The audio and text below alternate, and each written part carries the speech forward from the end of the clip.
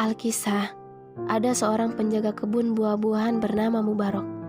Dia adalah orang yang jujur dan amanah. Sudah bertahun-tahun ia bekerja di kebun tersebut. Suatu hari, majikannya, sang pemilik kebun itu datang mengunjungi kebunnya. Ia sedang mengalami masalah yang pelik dan sulit untuk dicarikan jalan keluarnya.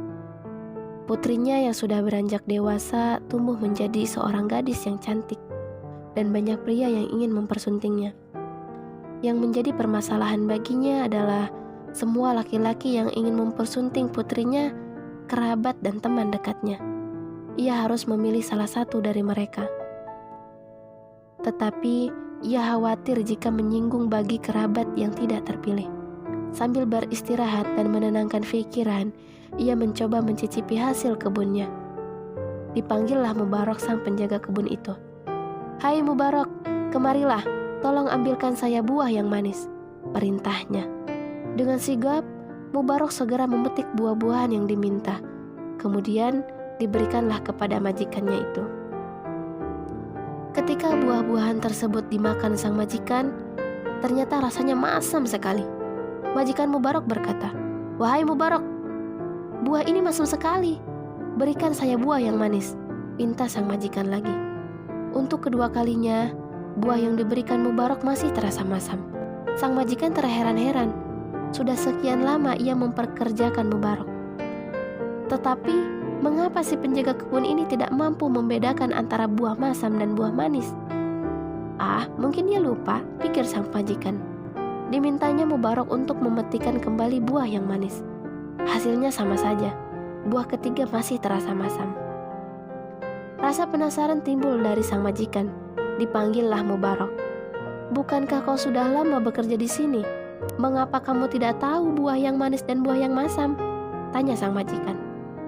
Mubarok menjawab, "Maaf Tuan, saya tidak tahu bagaimana rasa buah-buahan yang tumbuh di kebun ini, karena saya tidak pernah mencicipinya." "Aneh, bukankah amat mudah bagimu untuk memetik buah-buahan di sini? Mengapa tidak ada satupun yang kau makan?" tanya majikannya. "Saya tidak akan memakan sesuatu yang belum jelas kehalalannya bagiku.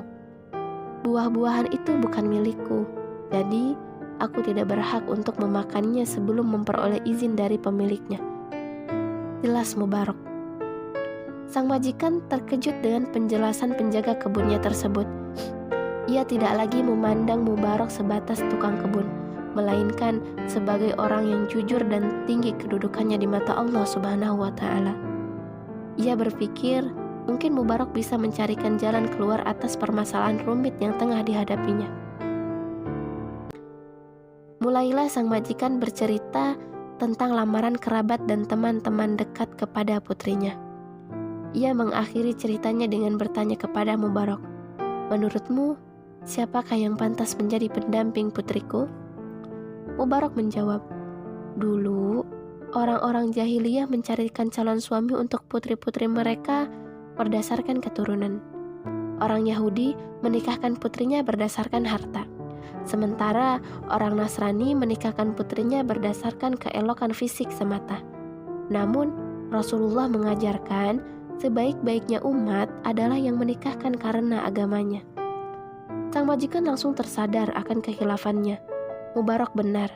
Mengapa tidak terpikir untuk kembali kepada Al-Quran dan As-Sunnah? Islamlah solusi atas semua problematika umat manusia. Ia pulang dan memberitakan seluruh kejadian tadi kepada istrinya. "Menurutku, Mubaroklah yang pantas menjadi pendamping putri kita," usulnya kepada sang istri. Tanpa perdebatan panjang, sang istri langsung menyetujuinya. Pernikahan bahagia dilangsungkan. Dari keduanya lahirlah seorang anak bernama Abdullah bin Mubarok. Ia adalah seorang ulama, ahli hadis, ahli mujahid. Ya, pernikahan yang dirahmati Allah Subhanahu wa Ta'ala dari dua insan yang taat beribadah, insya Allah akan diberikan keturunan yang mulia.